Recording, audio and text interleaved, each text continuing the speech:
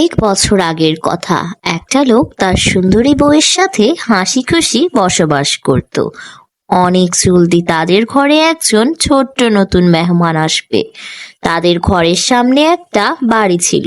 ওই বাড়ির সামনে রাপুনজেলের পাতা লাগানো ছিল, কিন্তু ওই বাড়িটাতে জাদুকর মহিলা ক্যাচেল থাকতো। লোকটার বউয়ের অনেক খারাপ লাগছিল, তাই তার বউ জানালার সামনে তাজা বাতাস নিতে যায়। তখনই তার নজর একটা ছোট বাচ্চার উপর যায়।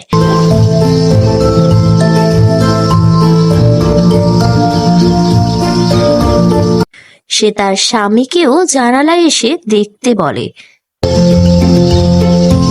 খেলতে থাকা বাচ্চাদের দেখতে দেখতে লোকটার বউয়ের নজর রাপুনজেলের গাছের উপর যায়।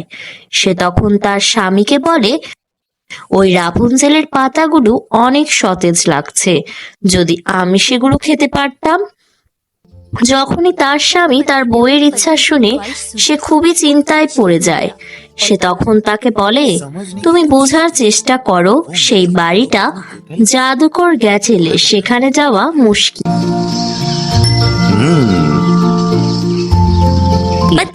তখন তার স্বামীর মাথায় একটা বুদ্ধি আসে। তখন সে তার বউকে অন্য জিনিস খেতে দেয়, কিন্তু তার বউ সেটা খেতে চায় না। অবশেষে স্বামী তার বউয়ের ইচ্ছা পূরণ করতে রাজি হয়ে যায়।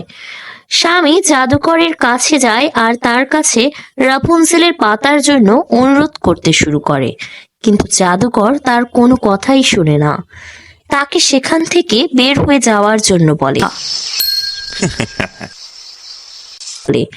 এজন্য লোকটা জাদুকরের মহল থেকে রাপুনজেলের পাতা চুরি করার সিদ্ধান্ত নেয়।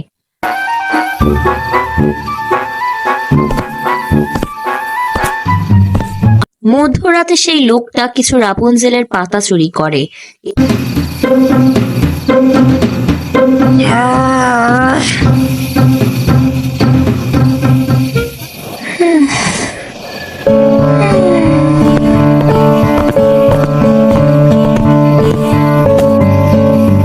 এরপর সেগুলো সে তার বউয়ের কাছে নিয়ে যায়। তারপর তার বউ সেগুলো দিয়ে সালাদ বানায় আর সেগুলো খেতে থাকে।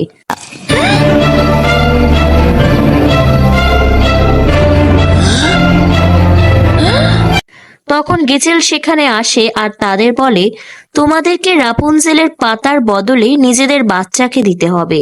তারা বলে তারা এটা করতে পারবে না।